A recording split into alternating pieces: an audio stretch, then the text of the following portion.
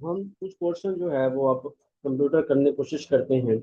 हमने बात की थी डिफरेंट जनरेशन की, उसी को भी उसको भी रिवाइज करते हैं और मजीद देखते हैं कि कंप्यूटर कैसे इन्वेंट हुआ, इसकी कैसे कैसे शुरू में चले। तो पहला जो कंप्यूटर था digital computer mark one computer 1937 से 44। फिर इनैक, ENIAC, फिर ईडी इडवैक, और उसके बाद यूनिवैक, और फिर IBM।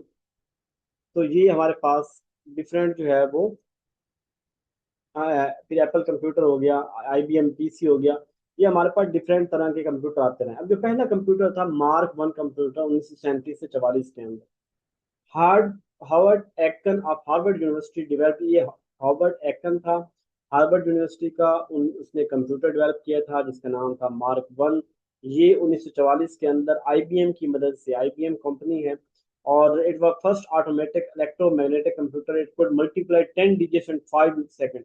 तो ये 10 डिजिट को 5 सेकंड के अंदर मल्टीप्लाई कर, बड़ा रिलायबल था, और लेकिन साइज का बहुत ज्यादा। फिर उसके बाद ना इनैक आ गया, electronic numerical integrator and calculator. आपको पता है कि बेसिकली शुरू में सारे पर्पज जो इसके थे ना वो कैलकुलेशनों के हिसाब से था, कि बड़ी बड़ी कैलकुलेशनें करनी। तो इलेक्ट्रॉनिक न्यूमेरिकल इंटीग्रेटर कैलकुलेटर, ये first general purpose electronic computer था। जॉन विलियम मैकॉले ने इसको बनाया, एक्कर ने 1946 के अंदर इसको बनाया। हाँ जी। तो 5,000 एडिशन पर सेकंड कर सकता था, 140 किलो वाट पावर ये लेता था, डेसिमल नंबर सिस्टम इसके अंदर था। फिर उसके बाद जो है 46 के बाद हमारे पास 52 तक एडवेक आया, electronic discrete variable automatic computer. तो ये जॉन मैकॉले जॉन एकर्ट ने किया, और ये बाइनरी सिस्टम को यूज करता था। फिर यूनिवैक आया, universal automatic computer, Eckert and Macaulay form Eckert Macaulay computer का कुछ मैन्युफैक्चर कंप्यूटर कॉमनली। अच्छा, तो ये प्रीवियस था। ये first computer for commercial use के लिए बनाया गया, और given to the bureau of science 1951 के अंदर इसको दिया। IBM 650 जो है वो 1955 के अंदर डेवलप हुआ। मैग्नेटिक मैग्नेटिक मैग्नेटिक ड्रम्स जो है पर मुश्तमिल था, और ये पंच कार्ड और मैग्नेटिक टैप से डाटा को रीड करता था, start at specific point if error अकर, और जहाँ पे कोई मसला होता दोबारा भी स्टार्ट शुरू से काम करता था। और ये मिलियन सेकंड के अंदर, यानी बहुत ही कम टाइम के अंदर कैलकुलेशन कर देता था। ये 1,000 टाइम मोर, यानी ये काबिल था अपने एडवैक यूनिवैक से, कि ये ज्यादा बेहतरीन कैलकुलेशन करता था। इसके बाद एप्पल कंप्यूटर जो है स्टीव वोजनिक और स्टीव जॉब्स ने मिलकर किया, यूजर फ्रेंडली या बड़ा कॉमन कंप्यूटर, ज्यादा चलने वाले कंप्यूटर हैं, ये पॉपुलर है आज के दौर के अंदर भी। IBM PC जो हमारे PC यूज करते हैं, और ये IBM 1981 के अंदर स्मॉल और फास्ट था, टीवी के साथ अटैच हो जाता था। कंप्यूटर जनरेशन को दोबारा थोड़ा सा देखते हैं कि जनरेशन कंप्यूटर कब कब से शुरू हुआ, और कैसे कैसे उसकी जनरेशन आहिस्ता आहिस्ता ग्रेजुअली कैसे से कैसे होती गई।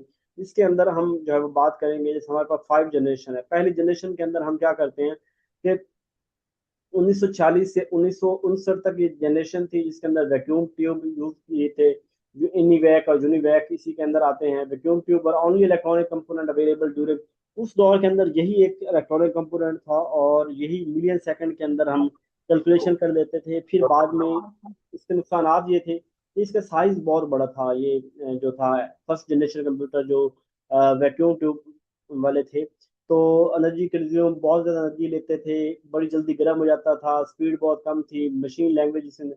फिर उसके बाद सेकंड जनरेशन जब हमारे पास आई, तो सेकंड जनरेशन के अंदर 1959 से लेकर 1965 तक ये इसके अंदर ट्रांजिस्टर थे। और जब हमारे पास थर्ड जनरेशन आई उसके अंदर IC इंटीग्रेटेड सर्किट थे। अब ये जो ट्रांजिस्टर है, इसके अंदर क्या था कि IBM 7 794, IBM 1400 CDC, ये उसने बनाए, दूसरे ने माइक्रोसॉफ्ट ने बनाए। माइक्रोसॉफ्ट तो बाद में आता है। तो खैर ये वाले थे मुख्तलिफ प्रोसेसर मुख्तलिफ तरह के, और इसका जो है वो साइज बाकियों से कम था सेकंड जनरेशन, क्योंकि ट्रांजिस्टर जो है अपने अंदर कितने वैक्यूम काम कर लेता था। इस तरह थर्ड जनरेशन के अंदर हमारे पास जो इंटीग्रेटेड सर्किट थे, और एक इंटीग्रेटेड जो है सर्किट, उसके अंदर सैकड़ों हम ट्रांजिस्टर का डाटा उसके अंदर, ये ट्रांजिस्टर का काम एक इंटीग्रेटेड सर्किट करता था। 1961 के अंदर ये इन्वेंट हुआ। और इसके अलावा थाउजेंड ऑफ ट्रांजिस्टर जो होते हैं वो एक IC के अंदर होते हैं।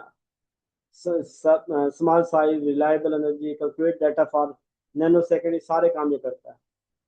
उसके बाद जो हमारे पास फोर्थ जनरेशन आती है 1971 से 80, ये माइक्रो प्रोसेसर के ऊपर आती है। एक छोटे से माइक्रो प्रोसेसर के अंदर पूरे सीपीयू पूरे सिस्टम की जान होती है, और ये बड़ी कम साइज के अंदर बहुत बड़ा काम कंट्रोल कर रहा होता है। एप्पल मैकिंटोश, आईबीएम पीसी, सारे इसकी हैं मिसालें हैं।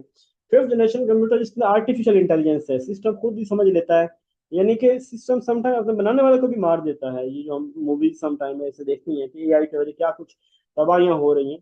तो आर्टिफिशियल इंटेलिजेंस इसी तरह से हम किसी मशीन में कोई प्रॉब्लम आ रहा है तो अपने मशीन के प्रॉब्लम को खुद ही इंटरनेट से हेल्प लेके खुद ही इस मसले को हल कर देगा। ये देखो फिफ्थ जनरेशन हमारे कंप्यूटर इतने स्ट्रॉन्ग होंगे।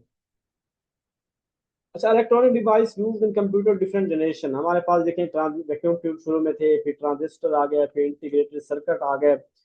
उसके बाद जो है वो आज के दौर के अंदर जो फिफ्थ जनरेशन है उसके अंदर एआई हमारे पास है, और एआई से हम रोबोट और उनसे बड़े बड़े जो काम ले रहे हैं ह्यूमन के परफेक्शन के।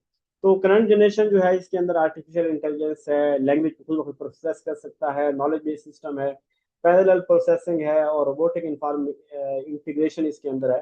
तो जो नेक्स्ट जो कंप्यूटर आ रहे हैं, आर्टिफिशियल इंटेलिजेंस है, नेचुरल लैंग्वेज प्रोसेसिंग है, processing है, वो लैंग्वेज को समझ लेता है, उसको ट्रांसलेट कर लेता है। और इसके अलावा नॉलेज बेस्ड सिस्टम है, एक बड़ा उसके पास नॉलेज है, और रोबोटिक इंटीग्रेशन है, ये जो है रोबोट है, ह्यूमन बीइंग ना भी हो तो वो से काम करता है। तो इसी इसके इसके फायदे क्या हैं कि डिफरेंट फील्ड में health care, diagnostic, treatment, finance, transport, इन सब के अंदर इसके काम होता है। अच्छा, कंप्यूटर के एडवांटेज डिसएडवांटेज देख लीजिएगा, बस यही तक करते हैं। सॉफ्टवेयर कल करेंगे, ठीक है, इसकी 66। अब हम करते हैं इंग्लिश के ऊपर बात करते हैं।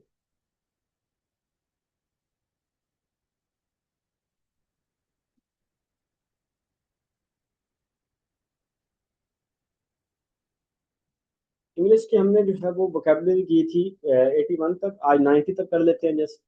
इंस्टिल, इंस्टिल होता है किसी चीज के अंदर ना जाना, इनकलकेट होना ग्रेजुअली किसी चीज के अंदर, यानी जैसे इंस्टॉल करना, उसके अंदर एक ऐसा ऐसा इंस्टॉल हो रहा है।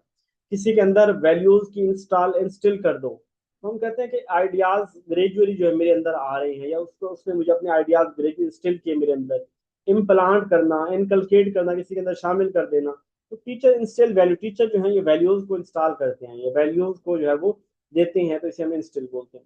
इंफ्रा, इंफ्रा जैसे हम कहते हैं इंफ्रास्ट्रक्चर, किसी चीज की बेस होना, यानी ये इसकी बेस है उसका इंफ्रास्ट्रक्चर। इंफ्रा रेड, जो ऐसी जो वेव इंफ्रा रेड, रेड से कम है तो उनको रेड से देखा नहीं जा सकता, इस तरह। इंफ्रा कहते हैं बिलो और लेस देन, कोई चीज कम हो ना उसे कहते हैं beneath, under. Infra red mean below red, यानी कि वो रेड से बिलो है। डी फेज, डी फेज तक इस चीज को खत्म खराब करना, यानी डिस्फिगर करना, स्पॉइल करना, डी डीमर्ज डैमेज करना, मार। द वाल बार डिफेस, उसका हुलिया दीवार का जो है उन्होंने बिगाड़ दिया, डी फेस में ना, डी फेस फेस में ना, ये और हुलिया बिगाड़ देना डी फेस हो गया। डिमर, डिमर को अगर वैसे देखें ना, डिमर लफ्ज समझें तो हम कहते हैं यार वो पंखे का डिमर लेते आना, यानी जिससे हम पंखे को थोड़ा सा कम कर रहे होते हैं, डिमर। तो अगर डीमर का मतलब क्या है यहाँ पे कि किसी के अंदर हेजिटेट जो है ना वो हेजिटेट होना, कोई एतराज करना, कोई डिले करना, डीमर जैसे अगर समझ लो किस चीज के अंदर डिले करना, हेजिटेट होना, ऑब्जेक्ट होना।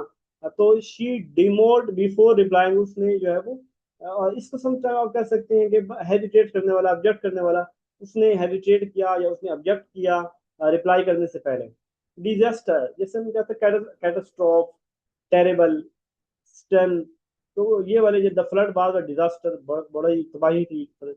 पोर्ट टू पोर्टमेंटुआ, पोर्टमेंटुआ ये जो होता है ना, जब हम सफर में जाते हैं अपने साथ एक बड़ा सा बैग लेके जाएं सारी चीजें, तो उसे portmanteau, large travelling bag, trunk, suitcase, तो इसे हम पोर्टमेंटुआ बोलते हैं।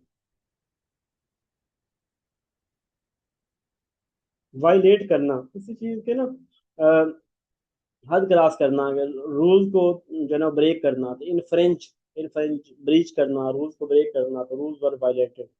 Yeast, yeast in great enjoyment, बड़ा इमोशनल होना, प्लेजर एंथुसिज्म वर्क विद जीस्ट। इंस्पेड जैसे यहाँ थूकना होता है, स्पाइट। इंस्पेड भी ऐसे ही है कि डल आटे, जिस चीज का कोई जायका ना हो, टेस्ट लेस है, और उसका जबान में कोई मजा नहीं आ रहा, डल होना, inane dull, the speed was insipid, उस स्पीड में कोई मजा नहीं था। रेसेंड होता है खत्म करना, कैंसिल ऑफिशियली, तो revoke and order was resend. Tested होता है गैर इलानिया, खामोशी, किसी चीज की तस्लीम करना ना, तो अंडरस्टूड बट अनस्पोकन, बगैर बोले, जैसे इजहार करना बगैर बोले इजहार करना, तो टेस्टेड होता है in silent implied, there were tacit approval. Garb, garb होता है कपड़ों को, clothing. Dress attire, he wore traditional garb, वो traditional garb. Brazen, brazier, brazen मतलब बेशरम, धीर किस्म का, shameless, bold, important, he told a brazen lie, इसने बड़ा शर्मिंदगी वाला झूठ बोला। तो हम ये 94 ही करते हैं, सुबह जो है वो 106 तक करना है, ठीक है। 94 तक कर रहे हैं ब्रेजन, ये वाला वर्ड आपने इस तरह याद कर जाना है, ठीक है। तो सफर नंबर कौन सा है? 5। ओके जी, अपना ख्याल रखिएगा। जजाकल्ला।